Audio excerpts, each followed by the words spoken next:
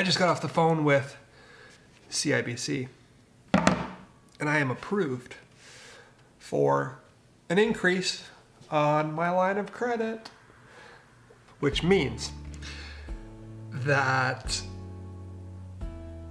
I can actually start shopping, looking for a new boat.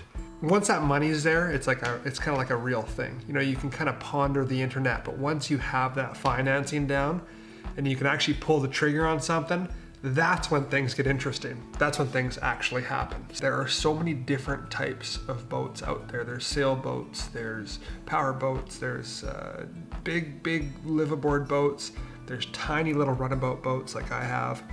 I'm gonna butcher what types of boats there are. I don't know any of the names for them other than sailboat and powerboat. Let's start at the very beginning.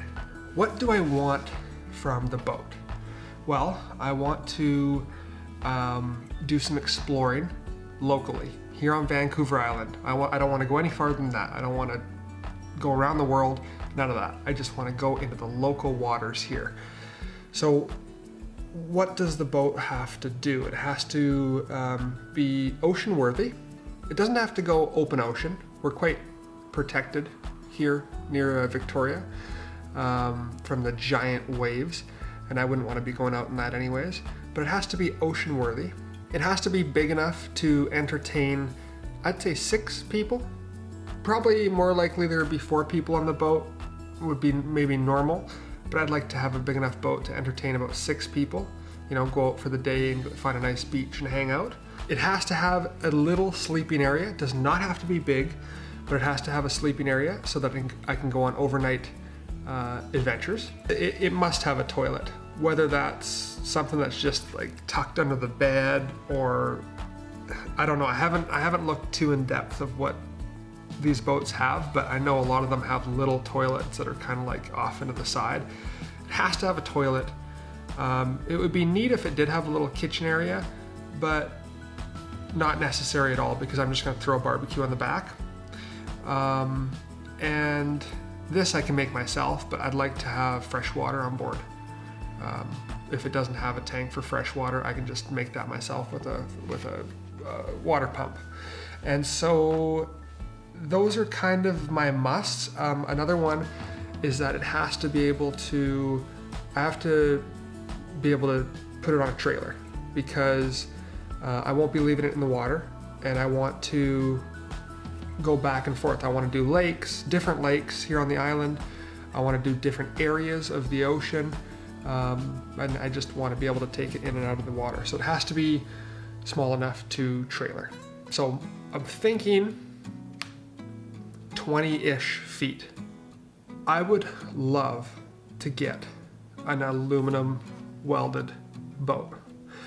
I think that down the road, if I continue on this journey of just loving this boating life, that's something I'll have down the road. But they are too expensive for me right now.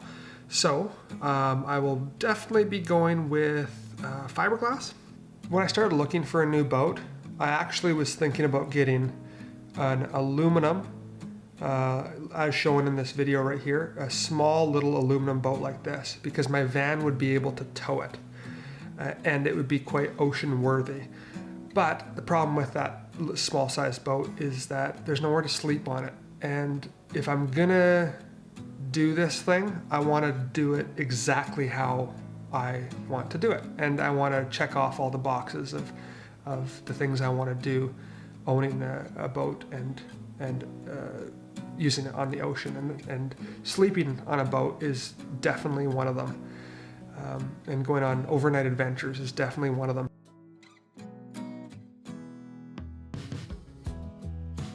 I think that I want something that has everything.